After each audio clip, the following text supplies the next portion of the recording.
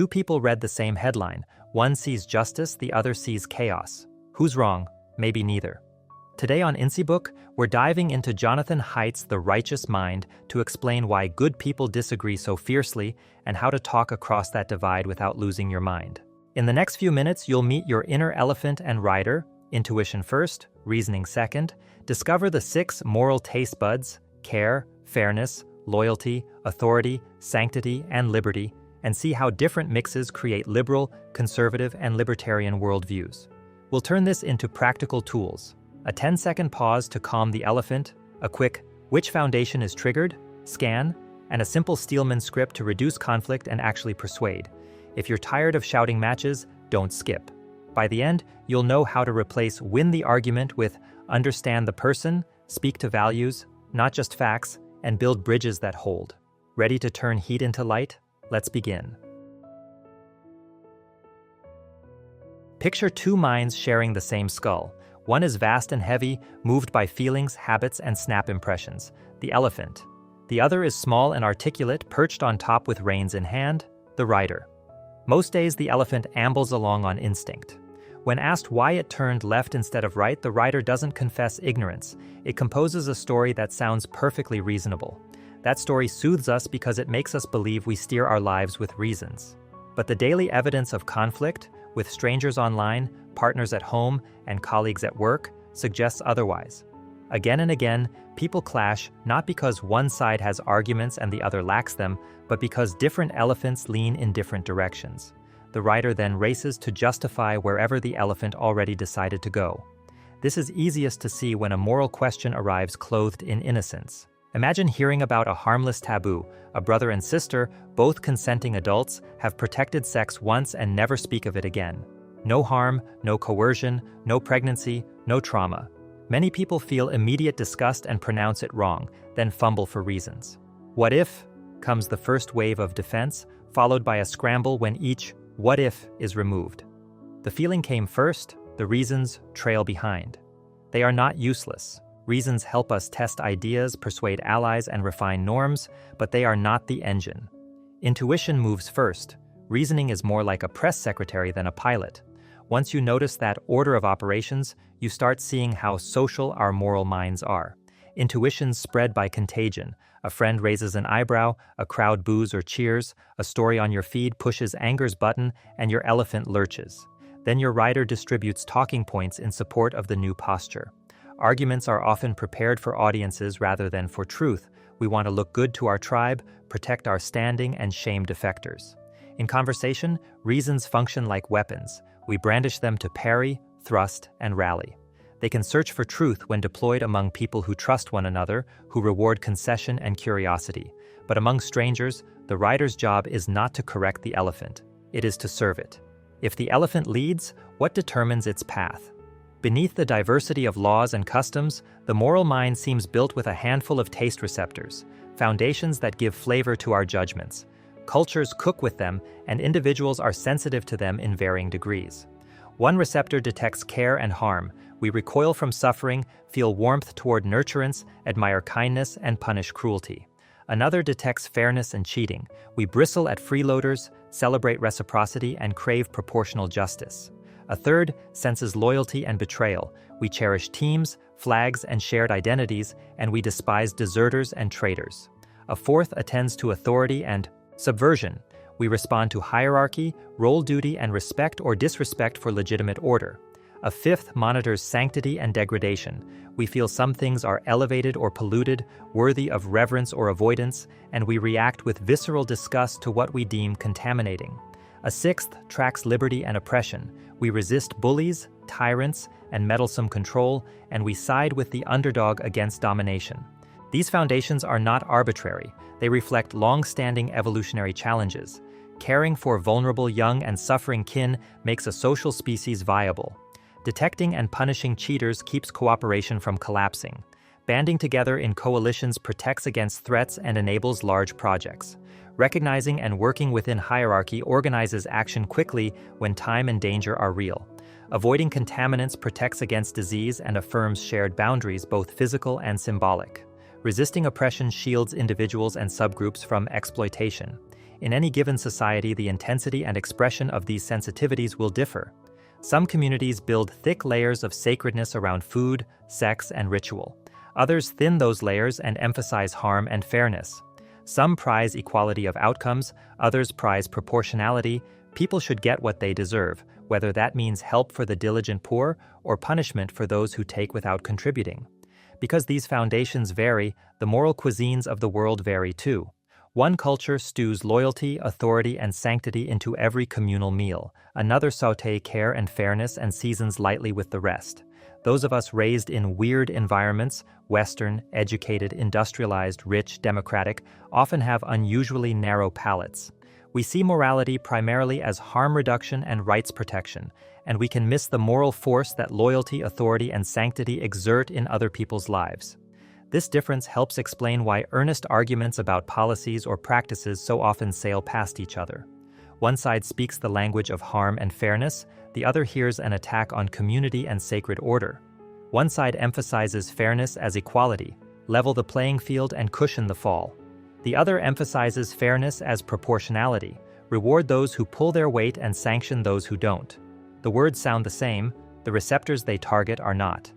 If morality were only about individuals and their rights, we would never have become the ultra-social creatures capable of cathedrals, companies, and countries. Another piece of the story is our capacity to become groupish. Under certain conditions, individuals flip a switch and fuse into a hive. During a march, a ritual, a chant at a stadium, a silent vigil, a military drill, a revival meeting. The boundary of the self expands to include the group. Your welfare and mine begin to feel like a single thing. In those moments, cooperation rises and selfishness recedes. People take risks, endure hardship, and accept rules that would be intolerable if imposed on isolated individuals. This hive switch can inspire generosity, solidarity, sacrifice, and joy. It can also incubate exclusion and zeal. Groupishness matters because groups compete. A cooperative group can outproduce and outfight a less cohesive rival. That contest doesn't erase individual selection. Selfishness always has a pull, but it adds another layer to the evolutionary picture. Traits that strengthen groups can persist even when they are costly to individuals in the short run. Practices that bind and blind, the synchronized dance, the shared meal, the sacred story, make collective action easier. They also make it harder to see other groups as legitimate or their sacreds as anything but profane. The double-edged nature of hive life is everywhere. Festivals and persecutions, mutual aid and mob justice, hospitals and holy wars. Religion stands at the center of this binding and blinding. It is not only a set of private beliefs, it is a set of public practices that knit people into teams. Rituals sharpen the hive switch. Sacred values place some goods beyond trade, solve bargaining problems, and leverage commitment. Shared myths and moral codes create reputations and incentives that encourage cooperation even when no one is watching. That helps explain why religious communities, at their best, are so effective at generating trust and mutual aid. It also explains why, at their worst, they can be so intense in their boundary policing and hostility to outsiders. If you view religion only as superstition to be debunked, you miss its groupish machinery. If you view it only as a divine gift, you miss how its machinery can be steered by human motives. In either case, morality's social function, its power to make and bind groups, cannot be ignored without misunderstanding human nature. Bring this moral machinery into politics and you get moral matrices, intricate webs of values, sacreds, identities, and stories that make sense of the world. People don't merely hold policy preferences, they inhabit moral worlds that feel coherent and righteous from the inside. On one side, care and equality and liberty from domination dominate the palate. Protect the vulnerable, reduce harm, expand inclusion, restrain powerful actors who produce suffering. On another, all 6 foundations are in regular use. Protect the vulnerable but also honor the bonds and traditions that stabilized communities, respect legitimate authority, preserve a sense of the sacred, celebrate earned success, and guard liberty from both state coercion and unruly crowds. Libertarians tilt hard toward liberty, oppression, and proportional fairness, with weaker sensitivities to harm, loyalty, authority, and sanctity. These are broad patterns, not iron laws, but the differences are robust enough to shape rhetoric and coalition. Because moral matrices use different taste buds, the same appeal can taste sweet to one group and bitter to another. Marriage equality lights up care and fairness for one matrix. It trips authority and sanctity alarms for another. Law and order taste like protection to those worried about harm and loyalty inside their groups. It tastes like oppression to those who fear abuses by authorities. Religious freedom tastes like liberty inside some matrices and like a license to discriminate inside others. When disagreements intensify, each side experiences its feelings as reality and treats the other's feelings as ignorance or malice. The writer supplies supporting reasons, and social media trains the elephant to stamp faster and louder. If this is how minds work, persuasion needs a redesign. The writer cannot yank the elephant by the ear with syllogisms. The elephant moves for people it trusts. Relationship comes first. Start there. Show that you see the other person's concerns, not as obstacles to be bulldozed, but as moral perceptions to be understood. Ask open-ended questions that invite them to explain their moral world on its own terms. Reflect back what you heard in language they would use. Only then make a case that speaks to the taste receptors they actually possess, not to the ones you wish they had. If you want a conservative to care about an environmental policy, don't only talk about harm and victims, talk about stewardship, purity, and the stability of home. If you want a progressive to consider a reform framed as order, tie it to care for vulnerable communities and equal treatment rather than only to respect for authority. You are aiming for different parts of the palette. This is not manipulation, it is translation. You can intend to move someone for cynical ends, but you can also intend to meet them where their moral sense actually lives. The same goes for institutions. If you want an organization to cooperate across divides, you cannot simply decree a universal palette. You can create contexts that build trust and activate the hive for shared purposes. Eat together regularly, do hard things side by side, celebrate wins in ways that bind rather than gloat. Identify a few sacred values everyone will protect and name them openly. When conflicts arise, as they will, switch from soldier posture to scout.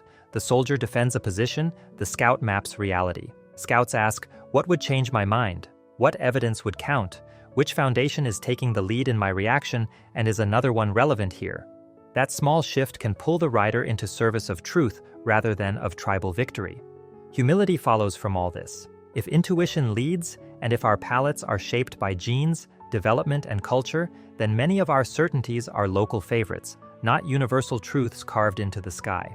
That does not reduce morality to opinion, it means that only some of it is shared by all humans, and much of it is parochial and plastic. Recognizing that fact allows you to step outside your own matrix long enough to see others as sincere rather than wicked, and it allows you to repair relationships that would otherwise calcify in contempt. It also inoculates you against demagogues who hack your foundations, fear for harm, anger at cheaters, pride in loyalty, disgust at perceived degradation, to make elephants stampede. Humility does not require that you give up conviction. It asks that you hold conviction as a steward, not a crusader. You can still argue fiercely about policies and ideals, you can still defend sacred values you believe are non-negotiable. But you can do so with the knowledge that your rider is a gifted storyteller in the employ of a powerful animal, and that the same is true for your opponents.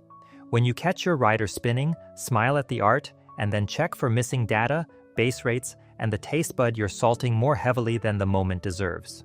When you feel the hive switch engage, when you are swept up in a cause, a chorus, a march, savor the warmth and also mind the edges, where zeal turns to zealotry. A few scenes make these abstractions concrete. Consider a community responding to an influx of refugees. One moral palate tastes care. People in danger deserve safety. It tastes liberty. They flee oppression and deserve protection from domination. Another palate tastes loyalty and authority. Long-standing members worry about cohesion and the rule of law. It tastes sanctity, a sense of boundary and home. If policy advocates speak only one language, they will not be heard by those who speak another. A strategy that recognizes multiple foundations might pair hospitality with expectations for contribution, training, and allegiance. It might frame support not only as compassion but as a path to renewed civic strength. Whether you judge such a policy wise depends on your matrix, but the point stands: translation beats dismissal. Or consider a company wrestling with a speech controversy. One group feels harm to marginalized colleagues and insists on limits. Another group feels liberty and proportional fairness.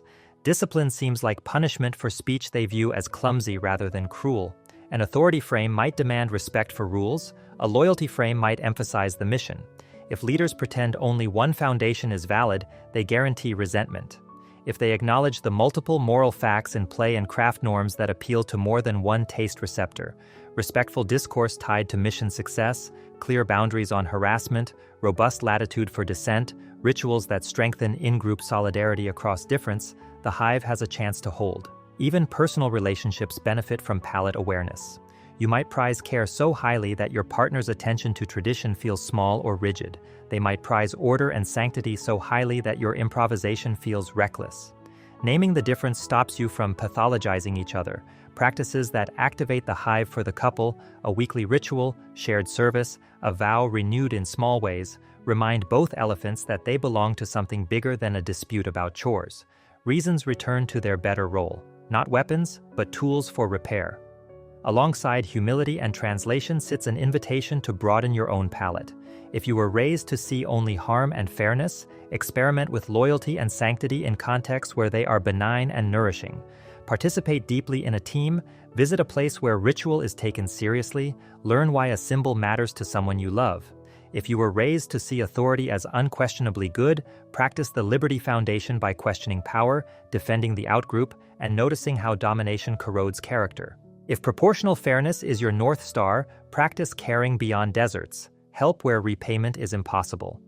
None of this requires abandoning your convictions. It asks you to become bicultural or tricultural in the moral sense, able to taste what others taste without swallowing everything.